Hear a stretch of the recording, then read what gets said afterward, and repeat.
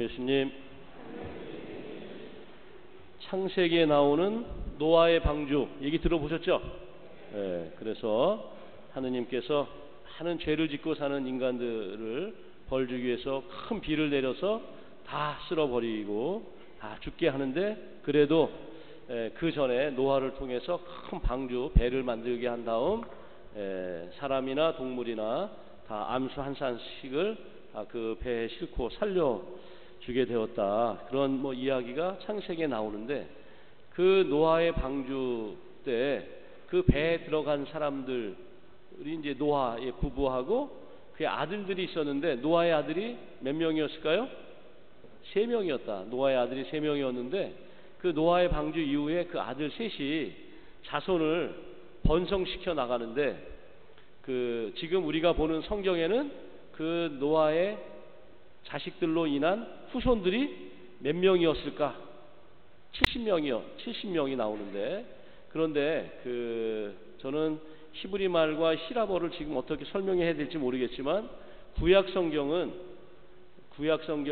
히브리 말로 쓰여졌는데, 그런데 지금도 이스라엘은 우리나라의 경상북도 크기만 하다 그러니까 나라가 작잖아요. 그러니까 당연히 히브리 말을 쓰는 사람도 또 한정되어 있었겠죠.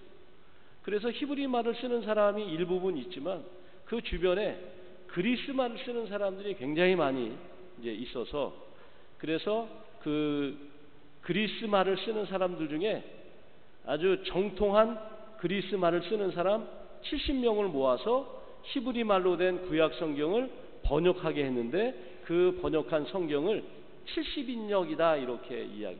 70인역이다 하면 그 70명의 그 그리스 말 정통한 사람들이 히브리어 구약 성경을 이렇게 번역을 한 것인데, 거기에 번역하는 과정 중에 창세기 10장에 노아의 후손들이 히브리 말 성경에는 70명으로 나오는데 그 그리스 말 성경에는 72명이 나오는 거예요.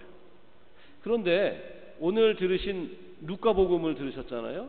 이 루카복음의 저자는 그리스 말을 쓰는 사람들을 대상으로 이 루카복음을 썼기 때문에, 아마도 이 루카복음을 쓰신 분은 그리스 말로 된 구약 성경을 접해서 창세기 10장에 그 노아의 후손들을 72명으로 기억하고 알고 있었기 때문에, 오늘 복음 말씀에 예수님께서 12제자 말고 더 제자들을 파견했는데 그 제자가 몇 명이라고요? 72명이다. 예수님의 12제자들은 이스라엘의 12지파를 승계해서 그들이 하느님께서 다스리시는 나라에 다 그 12기둥을 지탱하는 그 12사도들을 상징한다면, 그 12사도들 말고 또 온 세상에 그 노아의 후손들이 그 하느님께서 이 세상을 다 벌 주기 위해서 쓸어버리 그 이후에 그 세 아들로 인해서 수많은 자손이 번성하게 했듯이, 이제 예수님께서는 12사도 말고 72명의 그 제자들을 선별하셔서 온 세상에 보내셔서 그들을 통해서 하느님 나라가 가까이 왔다라고 하는 복음의 기쁜 소식을 전하는 전도사 역할을 맡기게 되었다라는 내용이 핵심이다. 이해하시겠죠? 네, 이렇게 해서 강론을 끝내면 좋겠지만, 부연 설명을 조금 더 하면, 그렇게 이제 72명의 그 제자들을 이제 파견하시는데, 야, 니네들 그런데 가서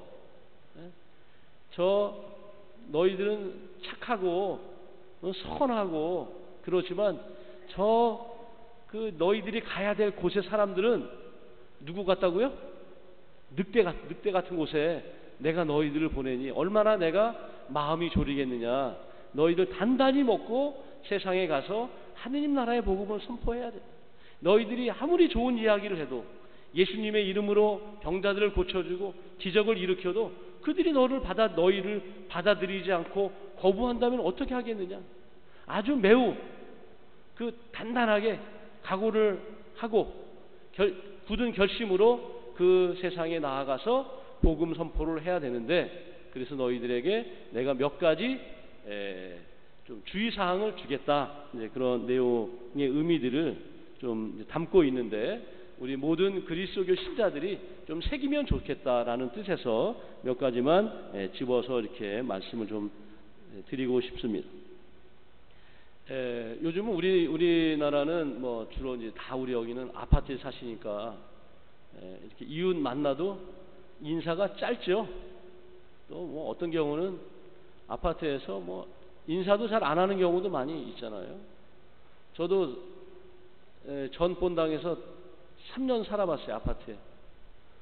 아파트에 살 때 엘리베이터 타면 저를 보고 안절부절 못하는 사람들이 있어요. 누구 계세요? 냉담자들.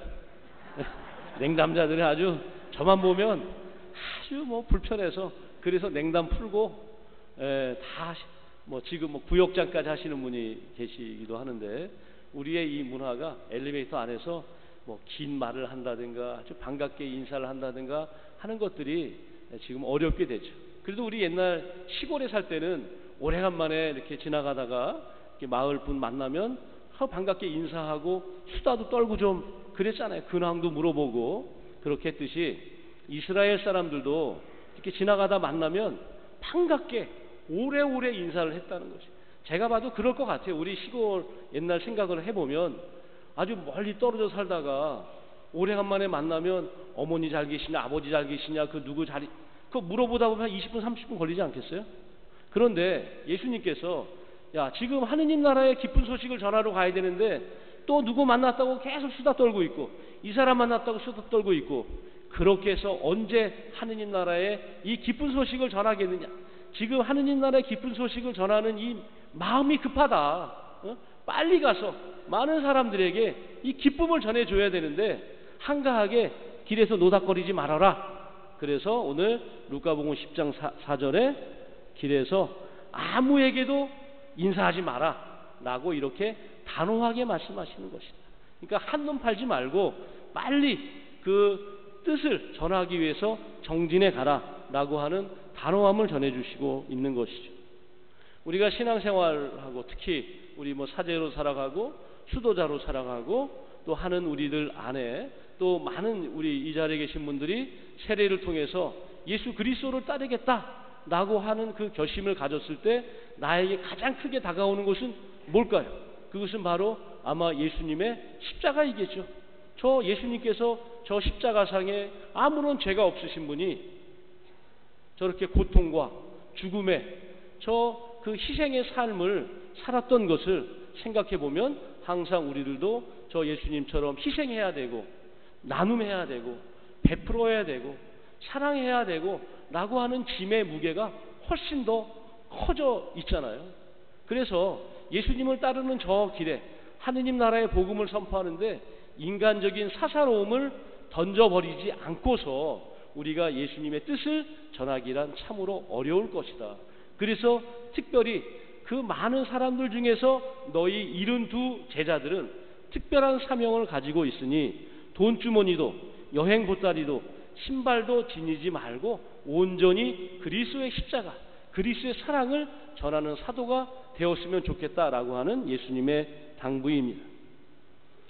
부활하신 다음에 예수님께서 제자들에게 나타나셔서 처음 하신 그 일성은 무엇이었느냐면 평화가 너희와 함께, 이 말씀이었듯이 그리스도의 복음을 전할 때 이리떼 가운데 양들을 보내는 그 심정으로 너희들을 보내는데, 그들이 어떠한 처지에 있든 그들에게 너희들은 가서 평화를 빌어라. 평화를, 이 집에 평화를 빕니다. 그 평화가 주님께서 주시는 참된 평화이고 우리 인간 삶 안에서 우리가 복된 삶을 지향하는 우리들이 누려야 될 최고의 가치가 있다면 그것은 평화일 것이다. 그래서 너희들이 만나는 모든 사람들에게, 너희들이 방문해야 되는 그런 모든 가정에 들어갔을 때 너희들이 훗날 내가 부활한 다음에 너희들에게 일러줄 말, 평화를 빕니다를 미리 모든 이들에게 전하여라 라고 하는 메시지가 오늘 10장 5절에 그래서 이 집에 평화를 빕니다 이렇게 하여라. 그래도 세상 사람들은 받아들이질 않는 거예요. 받아들이질 않아요. 그래도 받아들이지 않았을 때 좌절하거나 포기하거나 절망하지 않고 끝까지 매달려서 그들에게 하느님의 나라의 복음을 선포하는데, 혹시 지금 이 때가 안 되면 이 집을 놔두고 포기하지 말고 저 집에 가서 전해야 되고, 이 고을에서 받아들이지 않으면 저 고을에서 전해야 되는데, 너희들이 그런 과정 중에 버겁고 힘들어서 지치고 포기하지 말아라. 왜냐하면 오늘 복음 말씀 맨 마지막 그 9절에 그러한 너희들의 행적이, 너희들의 마음이, 너희들의 정신이 다 하늘에 기록되어 있다. 하늘에 기록되어 있다. 하느님께서 다 보시고 훗날 너희들에게 그만큼의 축복의 그 길을 열어줄 것이니, 그러한 것들을 그래서 그러한 그 길에서 좌절과 포기가 아니고 희망과 용기를 가지고 살아가도록 하자. 만일 그렇게 한다면 오늘 일독서 이사야서 66장은 이사야 예언서의 마지막 부분인데, 이스라엘 백성들이 바빌론 유배 갔다가 그들의 그 평생의 꿈은 고향에 돌아가는 것이었는데, 그 고향에 돌아갔는데, 그 고향 우리 옛날 많이 들어보셨을 거예요. 6.25 때 피난 나갔다가 자기 고향에, 꿈에 그리던 고향에 왔더니 고향이 어떻게 되어 있어요? 다 폐허가 되어 있는 것이지. 이스라엘 백성들이 고향에 50년 만에 고향에 돌아왔는데 고향에 남아있는 건 하나도 없고 다 폐허가 되어 있는 거기에, 그래도 너희들의 그 마음을 아시고 하느님께서 위로와 축복을 내려주실 것이니 기뻐하고 희망을 가지고 다시 살아가도록 하자. 이러한 삶의 길이 너희들의 그 72 제자들에게도 있기를 바라는 마음으로 오늘 이러한 복음을 전하고 선교하는 이들의 자세와 마음이 어떠해야 되는지를 전해주는 내용이 오늘 말씀이 아닌가 이렇게 묵상해 보면서, 오늘 말씀 안에서 우리 모든 그리스도인들이 예수님의 십자가를 매우 기쁜 마음으로 희망을 가지고 전하는 복음의 사도가 되시면 좋겠습니다. 아멘.